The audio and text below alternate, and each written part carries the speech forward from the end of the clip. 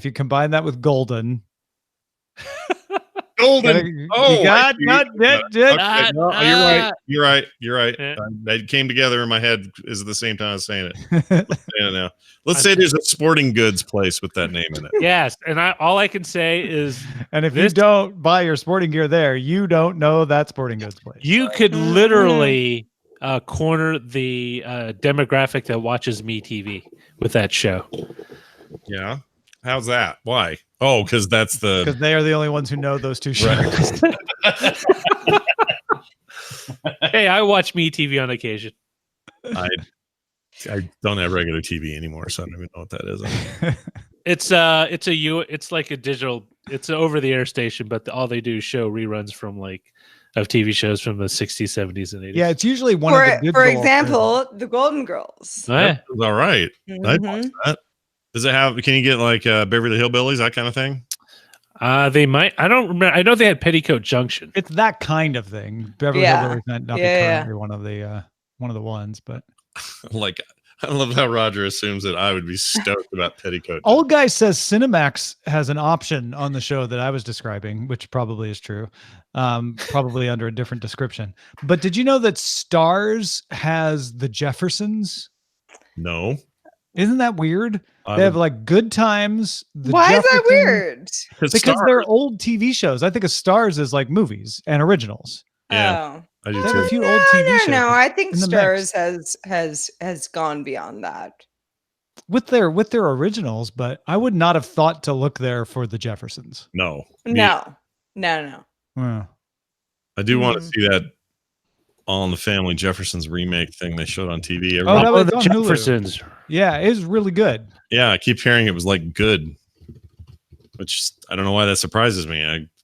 I guess that's not that crazy that it's good, but I'm a little surprised. In fact, I don't know. I wouldn't want to say name names, but some of the actors in the new one were a little better at it than the originals. The one thing I will say is that Woody Harrelson's take on Archie Bunker felt too much like he was trying to be Archie Bunker. Yeah, it wasn't bad, but yeah, I like Woody, but I can see that being a problem. I like Woody too. How was he can be really good. He's great. What's your name? Django's in there as George Jefferson, right? Jamie Foxx. Jamie Foxx, yeah. Is he good? Yeah, he was great. He's the only one who broke. Oh, he really? Screwed up a line and said, people just realized this was live, didn't they? Oh. Oops. And then everybody kind of laughed, and then he kept going, and it was fine.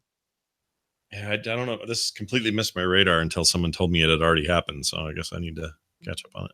Yeah, we watched it later. We've remembered it was on in the last 5 minutes. So then we watched it the next day on Hulu. And Will Ferrell's in it. Did I hear that right? Yep.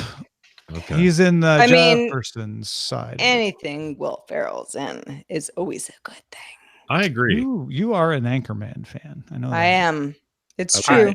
I really like the first. The second one, it just felt like a redo of the first, but still funny. I am one of those people who really love it for the news team fights.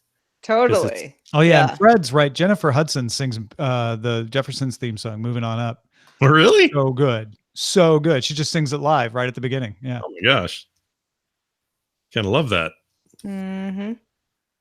You want to sing it, but I can't sing it as well as Will Ferrell is that neighbor that Jefferson had, right? Yeah. Oh, wait. So who played Mr. Bentley, the doorman?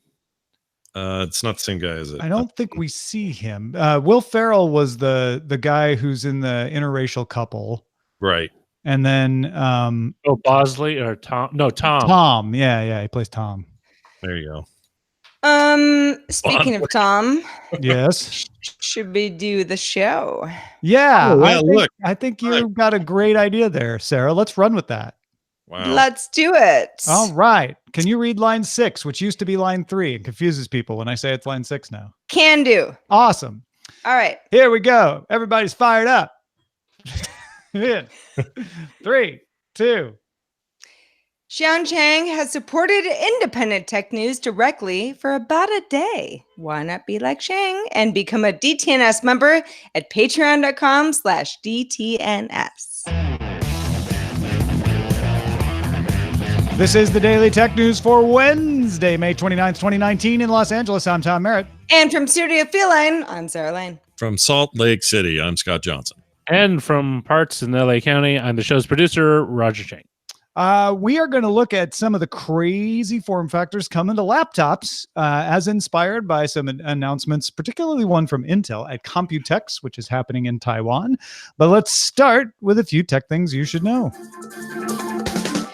Huawei has filed a motion for summary judgment in its lawsuit that seeks to declare that the 2019 National Defense Authorization Act is unconstitutional, and that act was passed last summer and prevents federal agencies and their contractors from using Huawei equipment.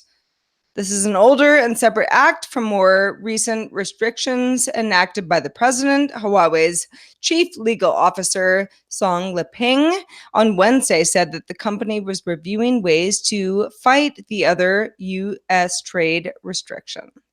Uber announced that riders in Canada and the U.S. may risk being deactivated from the service if their rider ratings fall significantly and chances to improve ratings.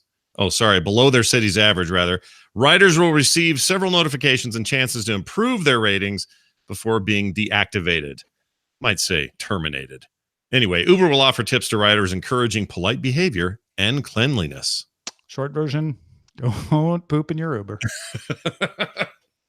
True story. Yeah. Taiwan's MediaTek announced a 5G compatible 7nm system on a chip meant for lower end devices. The integrated 5G SoC combines MediaTek's M70 5G modem with ARM's Cortex A77 CPU and the Mali G77 GPU. Nokia, or really the folks that make the handsets for Nokia under the brand, and Oppo handsets often use the MediaTek chips. These aren't necessarily competitive with Qualcomm, but they are other 5G chips out there. The first products with the chips in them are expected at the beginning of 2020. All right, let's talk about a non-laptop tool being showed off at Computex. Scott? Well, let's talk about Logitech, an old brand we all know and love and refuse to call Logi. They have a nifty new tool for virtual reality artists, people who like to work in VR and do creative stuff. The Logitech VR Ink Stylus brings fine motor control for creating in virtual reality. Logitech is showing the tech off this week at the Augmented World Expo, the AR and mixed reality event that is in Santa Clara, California. Vadim Kogan, head of partnerships and business development for AR VR for mixed reality at Logitech, said at the conference, quote, "Most creators were trained in school and universities how to draw with a pencil and paper," he said. That's a very simple way of putting that. Anyway, and today you are able to do the same thing in VR. It's simple, natural, and an extension of your hand. Everybody knows how to write and how to hold it. That's the end of that quote. Right now, it only works with Steam VR tracking and the HTC Vive. Logitech will work with creativity software companies to integrate the Logitech VR Ink technology into their software so it can work with various 3D models and other stuff. It already integrates with Google Tilt Brush, a VR art program, but again, that will only work on the HTC Vive currently. One would expect Oculus hardware and the upcoming Valve Index to also support this device. You're an artist, Scott. Does this appeal to you? Very much so. So they mentioned Tilt Brush in here. It is an incredibly creative experience. I especially like it in the new Oculus Quest, given how sort of free and untethered you are, and you can sort of design your own inside out sort of space to work in. And I think it's just adds to the creativity to have less holding you down, to bring a device into that world that is less of a claw machine controller, which those controllers are really cool. I'm not, talking smack about those or the Vive or anything else. They're all neat for what they do, but they're not really analogous to a real world drawing implement. So if we want to feel that way, we got to introduce things that are a little bit more stylusy, and what they're showing off here certainly looks like that. So you draw in the middle of the air though, because I feel like that'd be hard. You don't have anything to push against. I know it seems strange, but and there is a little bit of like depth issues, like some of your stuff's out a little further than the stuff you put behind it, and you didn't really notice till you got around and looked at it. But the idea that some of this upcoming software could like flatten some of that stuff and make up for that is okay. Also, there's the chance of I forgot the name of the word, haptic feedback. That's what I meant. It will tell you kind of when you're going in or out of a space. It's still kind of untested space. I also think Sculpture has a lot of potential with a pen device. So I think Logitech is looking at a very niche audience that will grow, and I'm personally excited about it. All right. Apple made a public post defending the App Store in the face of an EU antitrust investigation and the recent U.S. Supreme Court decision allowing app purchasers to file lawsuits against Apple over antitrust. Okay, so Apple says 60% of approximately 1,000 1,000 apps reviewed each week are approved, with rejections largely due to minor bugs or privacy concerns. Apple also lists the number of App Store alternatives to its core apps in order to show that it is not stopping competition, though it does not mention that none of the apps can be chosen as defaults. Apple also points out that developers can distribute apps or other app stores, smart TVs, gaming consoles, and the open internet. Yeah, 60% of 100,000 apps doesn't seem like a big success rate. They also put a big category up called Readers. These are apps where users exclusively purchase and subscribe to content outside the app. That's not a benefit. That's a thing that people are trying to avoid Apple taking a cut of their money to do. I did not feel, and I don't know how y'all felt, but I did not feel like Apple did a great job defending stuff.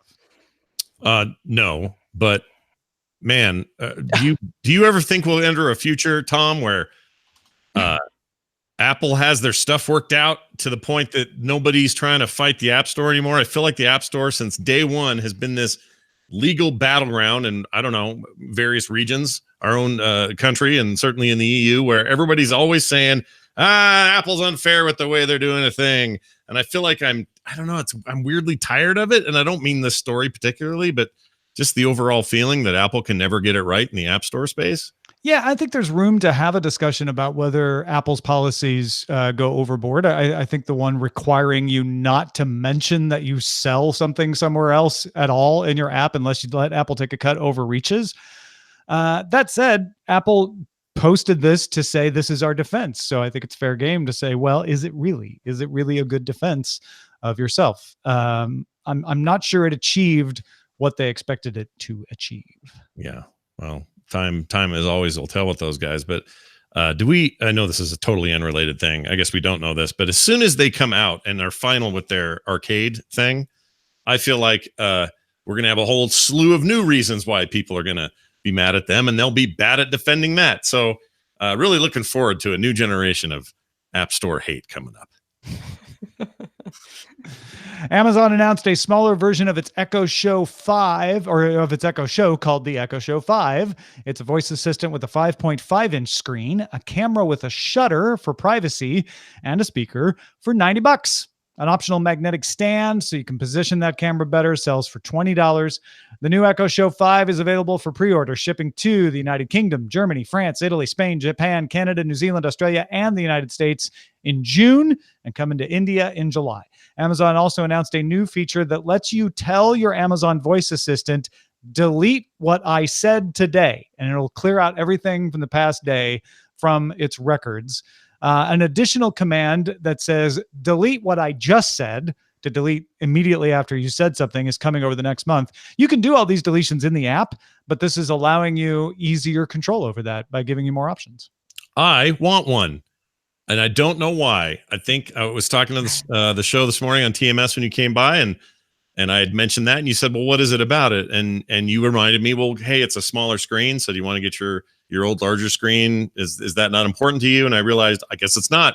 I think I like a smaller, sleeker, updated device, and I think I'm going to replace the one I have. I also think the price is right. Like, this is a much lower price than the traditional versions of the show have gone for.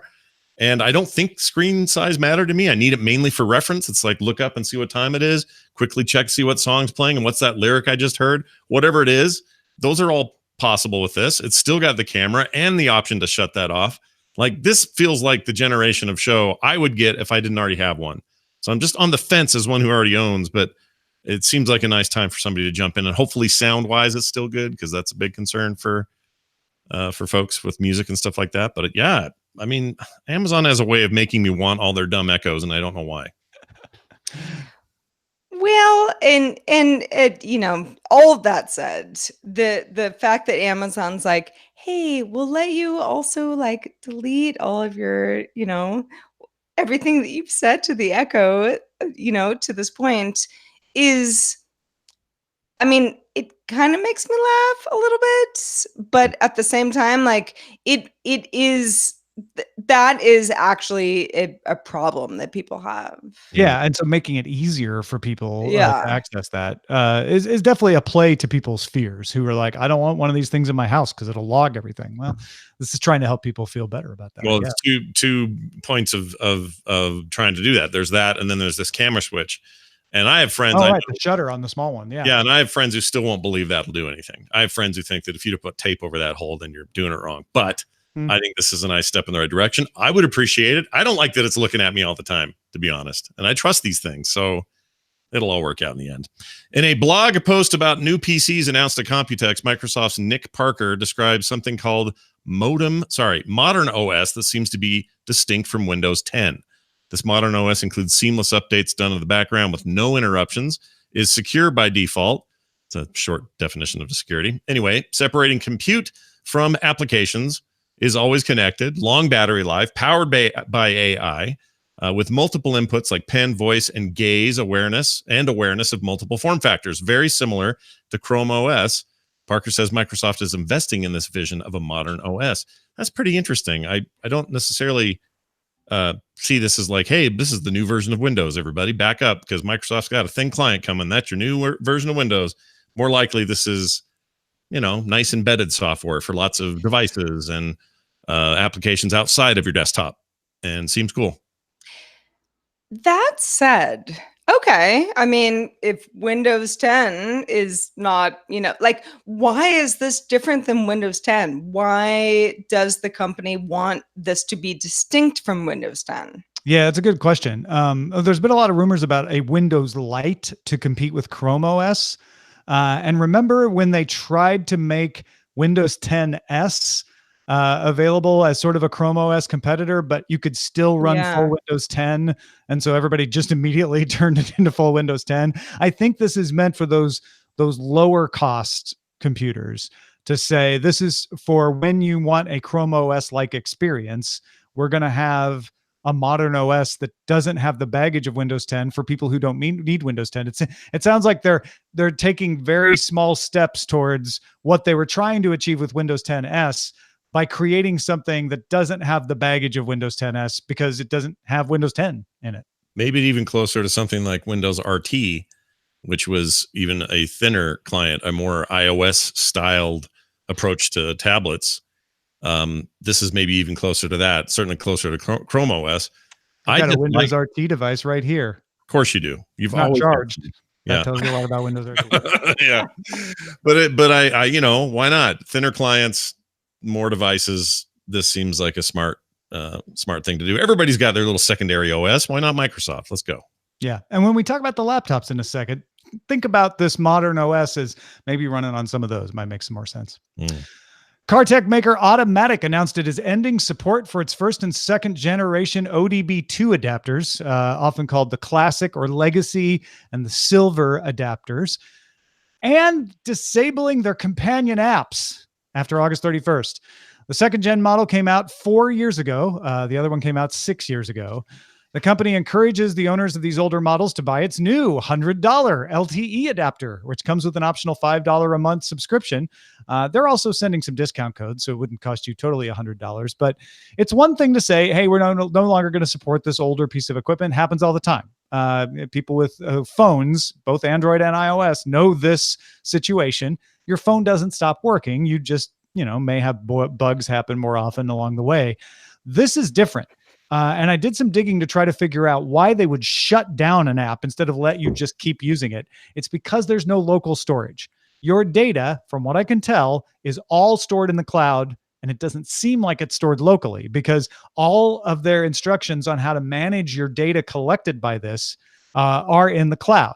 If you don't know what Automatic does, it collects like the miles per hour you drive, your location, tries to estimate fuel consumption. A lot of people like to use it for that. It can also read the diagnostic codes that your car maintenance professional might read. Some people like to see that too. It can do a bunch of other things, and you want to store that data. Well, not only are they storing it in the cloud, but they're also selling it to third parties.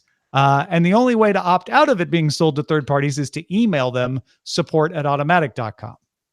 All that goes back to the fact that they are shutting down this app and turning 2 versions of their previous products into unusable products because they want to sell information to third parties.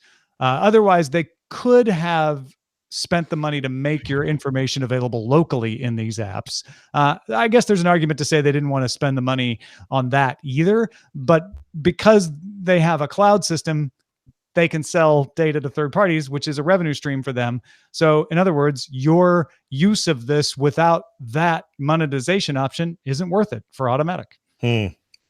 Pre-show, Roger had floated the whole planned obsolescence phrase. Do you think that holds any water here or anything? I think people overuse that. I don't generally think most companies sit there and plan to make something obsolete because they know about the backlash. It's just not a good business plan. I think what happens is companies don't mind if something goes obsolete, or as in this case, they feel like they have to make it obsolete because of another business model, not because they just want to sell more devices. It's because of that revenue stream. Otherwise, they wouldn't risk the backlash that they are absolutely getting for making these older versions useless after August 31st. Hey, folks, if you want to get all the tech headlines each day in about 5 minutes, be sure to subscribe to dailytechheadlines.com. All right, back on May 14th, a couple weeks ago, we talked about Lenovo's foldable Windows PC. That was a 13.3-inch 4x3 2K OLED display that kind of folded in half. It was billed as a laptop. I kind of felt like it was more of a tablet that folded in half.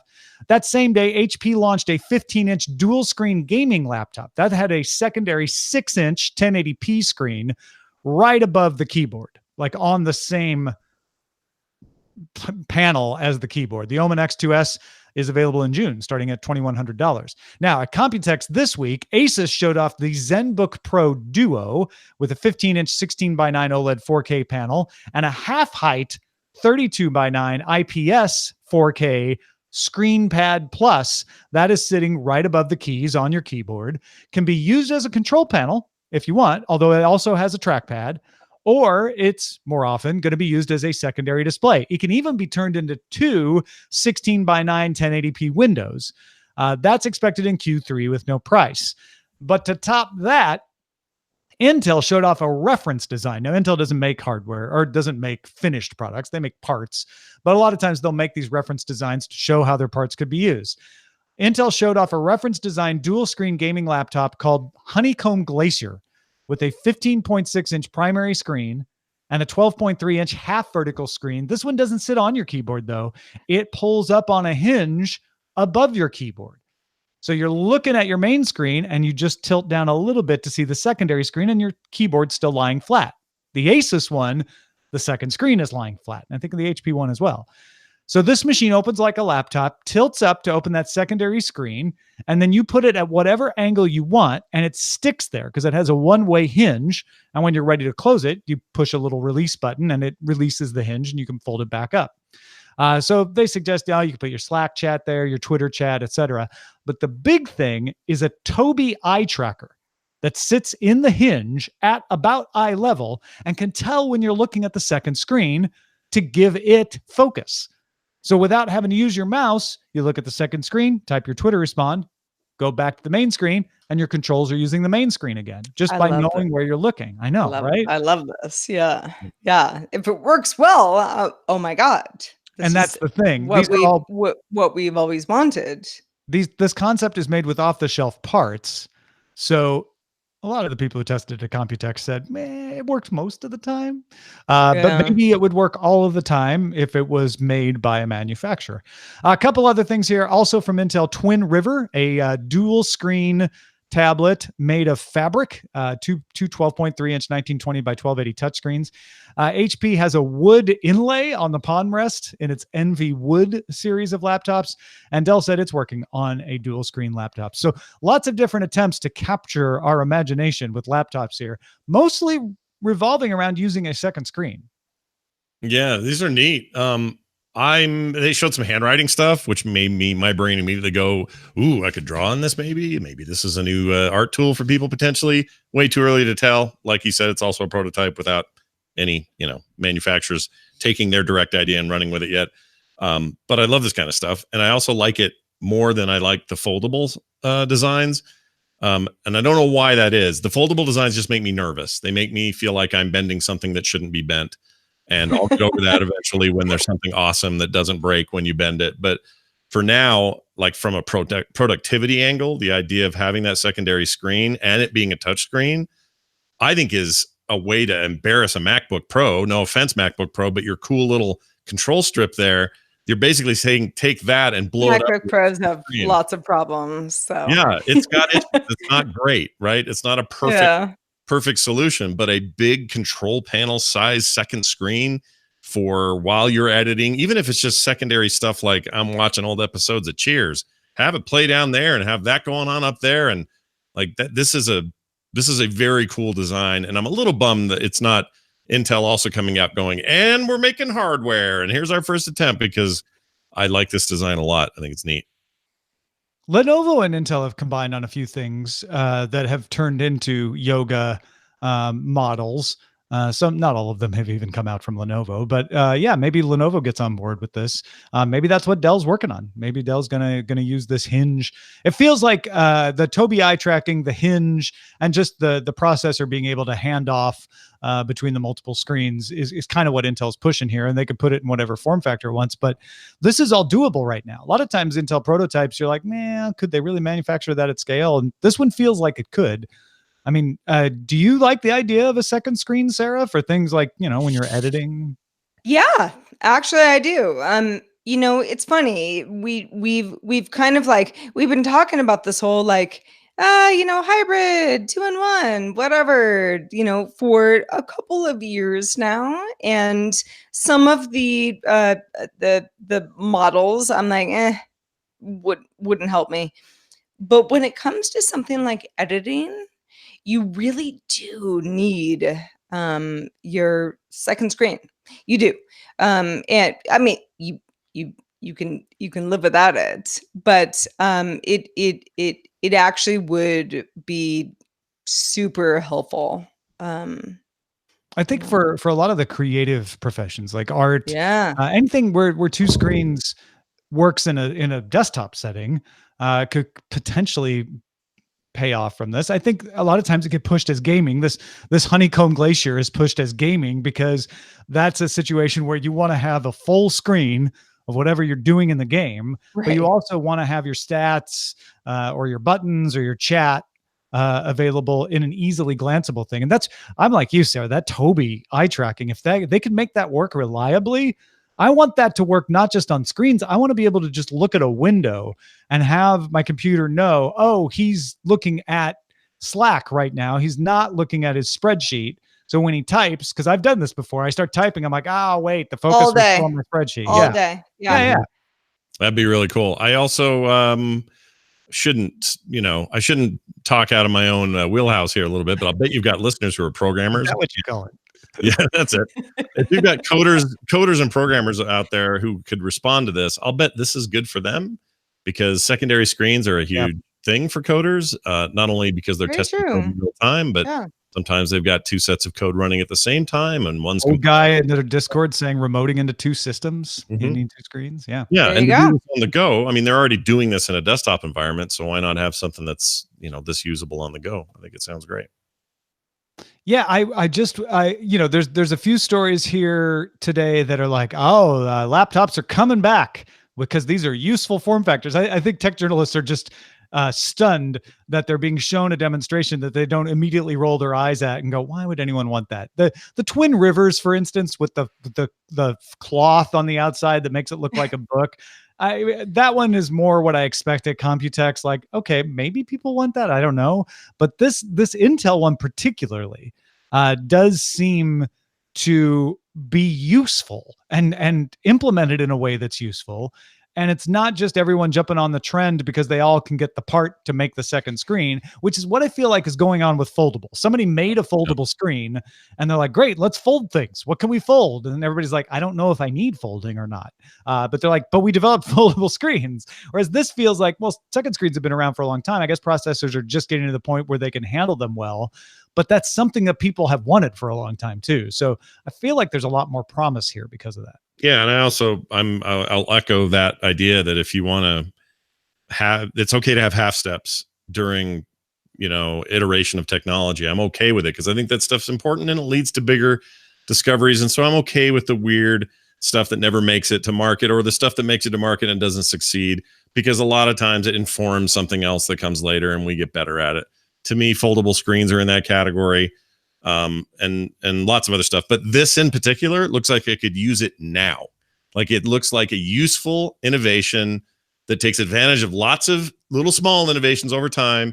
That's actually something I could get some major use out of. Like there's practical application out of the door for what they're showing. So I am very on the edge or on the edge of waiting to see what happens, especially from somebody like Dell who. So you're not waiting to see what happens. You're just on the edge. I'm just on the edge. I'm sitting on the edge, looking down. You might start waiting to see what happens, folks. Stick around. Speaking of being on the edge, everybody in our subreddit, always on the edge. We love you for it. Submit stories and vote on them at dailytechnewsshow.reddit.com. We're also on Facebook, facebook.com/groups/dailytechnewsshow. Let's check out the mailbag. Let's do it. Okay, so we got we got an email which was, I think, in reference to yesterday's show. Mm-hmm. Said, y'all were talking about Apple refreshing the iPod Touch, and believe me, there's a major market for the Touch, which might not be obvious. I happen to be in the market, so I know. Many of the largest retailers use iPod Touches as a mobile cash register, including the Apple Store. There are many mobile credit card sleds that attach onto the iPod to take the credit card. Apple has not refreshed this in many years, and a lot of people are probably considering going to Android support, OS updates, patches, etc., as Apple has not come out with a new model since 2015. Oh, has it been that long? That's crazy. Yeah. Kind of has, yeah. That's a long. We got a lot of emails from people who said that they use these in retail.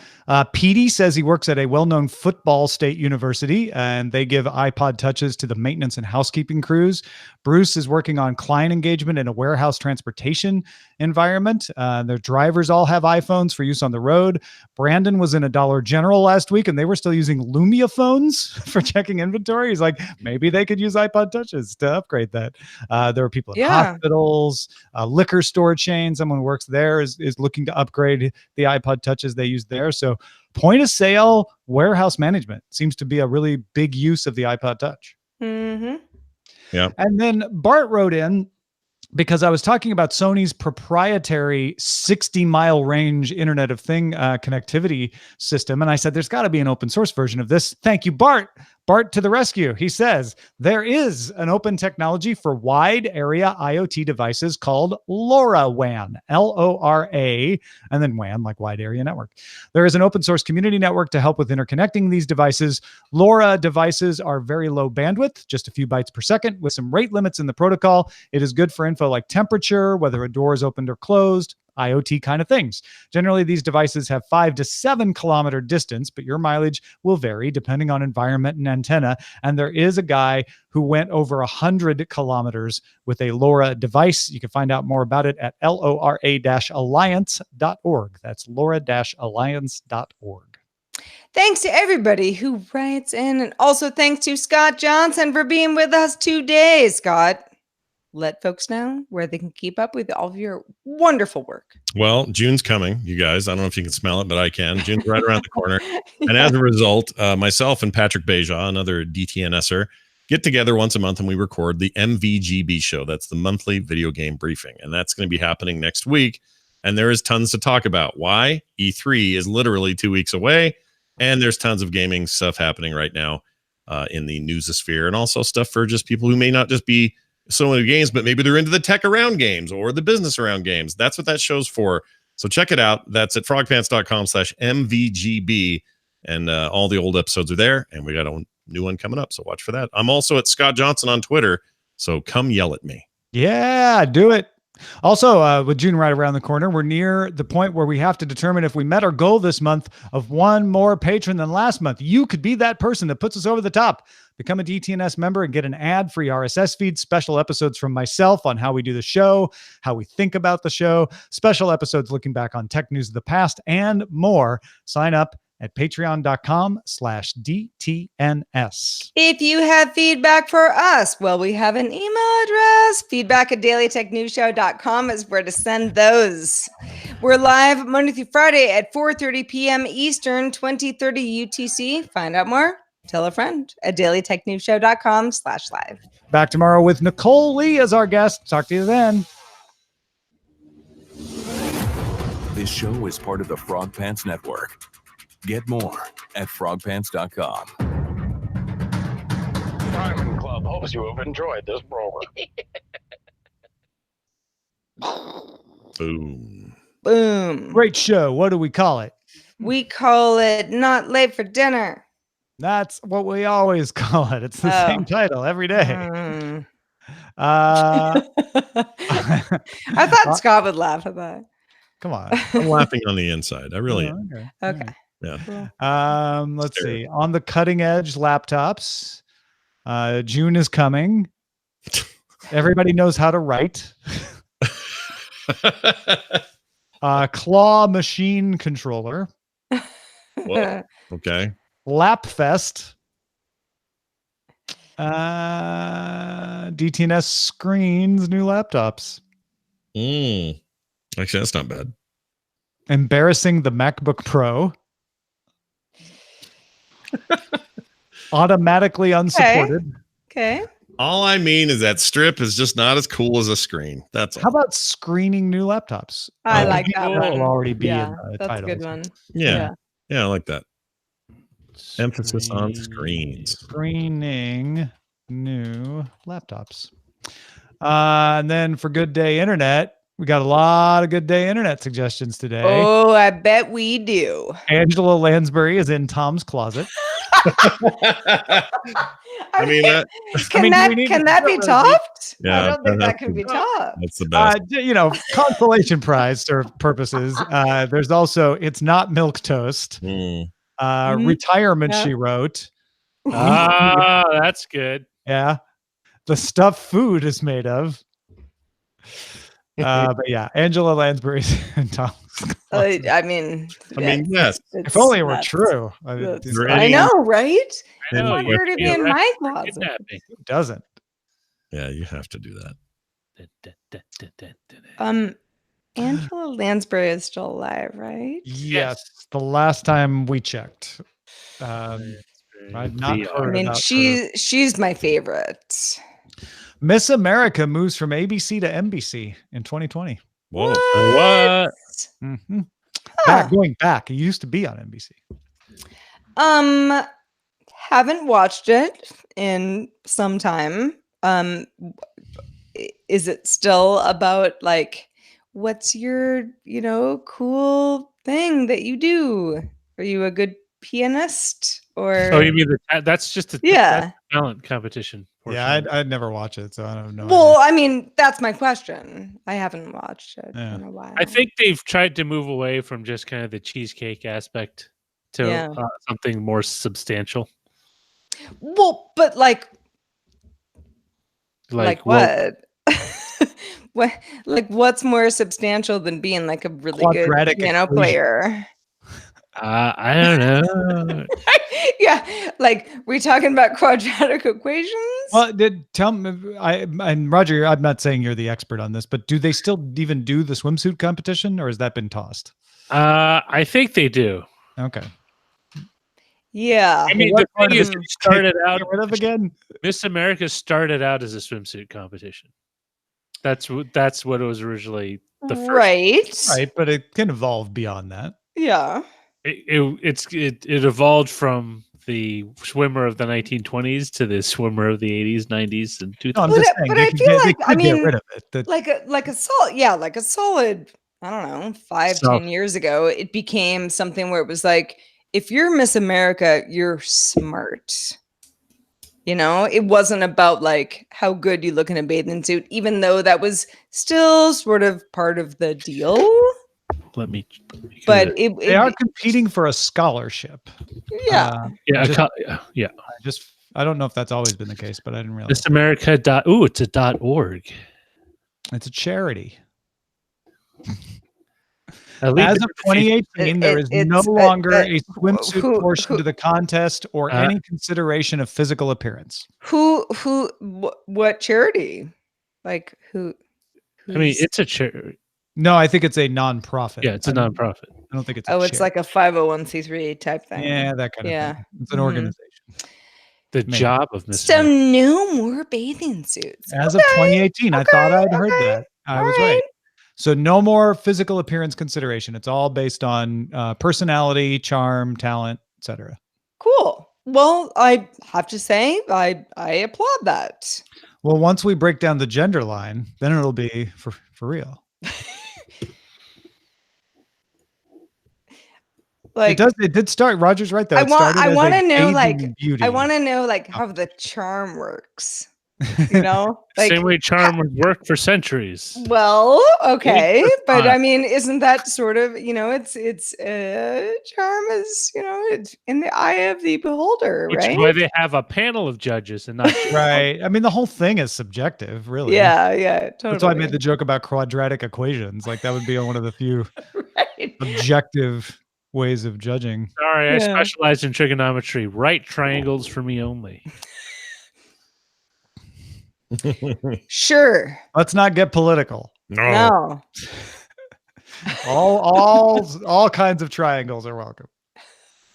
Right, left, center, doesn't matter. Equilateral. Love an equilateral triangle. Oh, what fun. But remember, no one can go over 180. Or below it. Such a math joke, Roger. It's how we differential. Math counts. Math counts. It does. Math counts at math camp. Doesn't though. You'll be factoring before you know it. Yeah. Industrial math has the factoring floor. And I see what you did. we're polynomial accepting. You can't stop. So bad.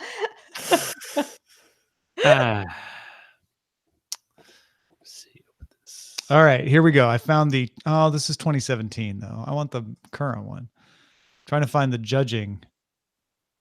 Judge like you will be judged. Oh, for Miss America. Yeah.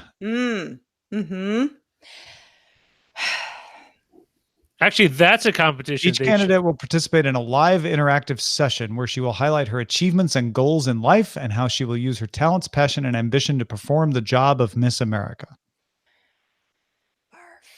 Okay. I'm going to do this job well. Yes. I'm going to be so great at these things. All right. Okay. Well, Interview counts 25%. On stage question 5%. Talent 35%. This says evening wear, but the other one said that had been gotten rid of. So maybe this is old too. And then lifestyle and fitness. Wait a minute. So how does that work? Do you have to do like aerobics competition?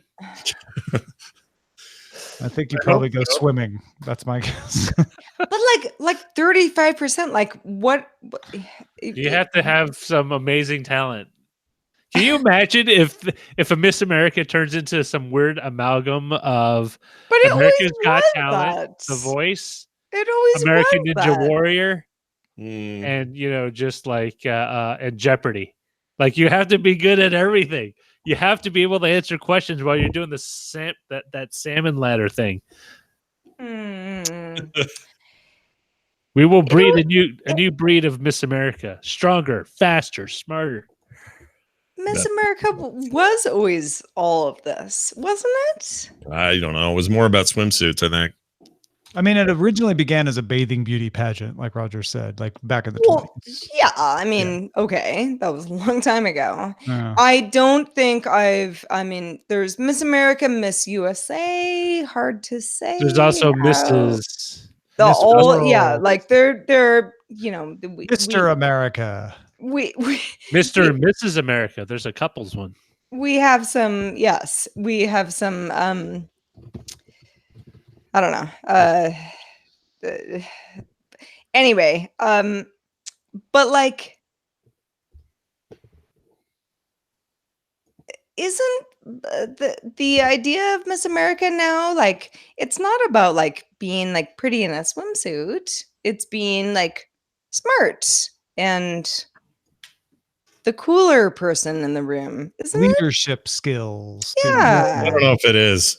Is it not? I mean, about- I'm asking. It's still about being incredibly attractive, because without that, you don't have anybody go up there that you would say is, average appearance who's super smart and they get to compete. It's always still the baseline is Yeah.